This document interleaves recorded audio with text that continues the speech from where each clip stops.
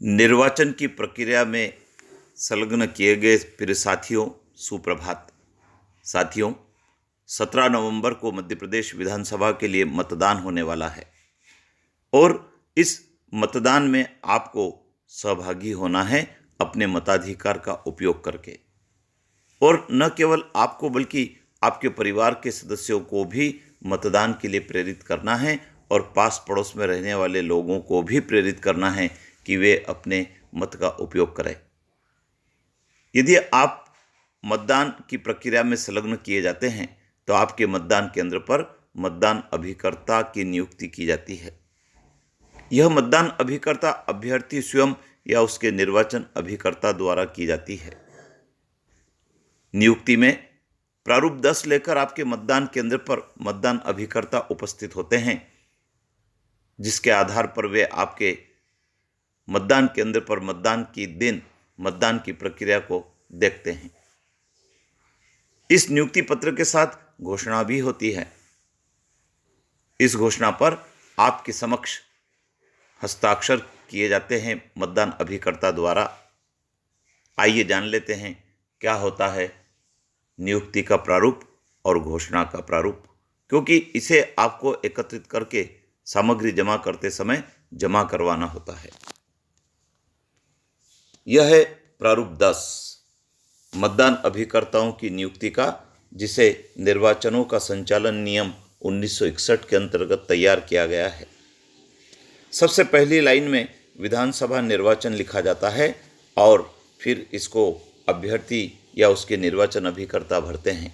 लिखा है मैं के बाद जो खाली स्थान है, यहाँ पर उस व्यक्ति का नाम लिखा जाता है जो या तो अभ्यर्थी है या निर्वाचन अभिकर्ता है।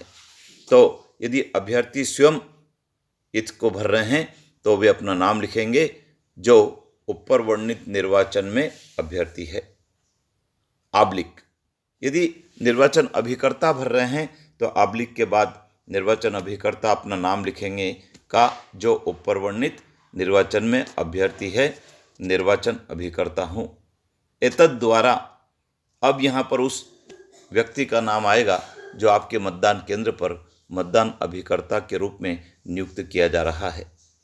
उसका नाम और पता आने के बाद को मैं संख्याक, अब यहाँ पर संख्यांक अर्थात आपका जो मतदान केंद्र का क्रमांक है, उस मतदान केंद्र का क्रमांक यहाँ पर आने वाला है। उसके पश्चात मतदान के लिए नियत स्थान जो आपके मतदान केंद्र का पता है वो यहाँ पर आएगा।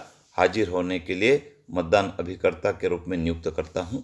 स्थान और तारीख होगी और यदि अभ्यर्थी है तो उसके हस्ताक्षर होंगे और यदि निर्वाचन अभिकर्ता है तो उसके हस्ताक्षर होंगे। मैं ऐसे मतदान अभिकर्ता के रूप में कार्य करने के लिए सहमत हूँ। वो जो व्यक्ति जिसको मतदान अभिकर्ता नियुक्त किया है वह भी अपनी सहमति देता है और अपने हस्ताक्षर करता है। लिखा है मतदान अभिकर्ता के हस्ताक्षर, स्थान और तारीख हो गई है। ये जो प्रारूप 10 है, इसको लेकर मतदान अभिकर्ता आपके मतदान केंद्र पर उपस्थित होता है। इस प्रारूप 10 के आधार पर जब आप उसे अपने मतदान केंद्र पर अलाउ करते हैं तो एक घोषणा भी उसको करना होती है। यह घोषणा है, यह हस्ताक्षरित करना होती है आपके समक्ष।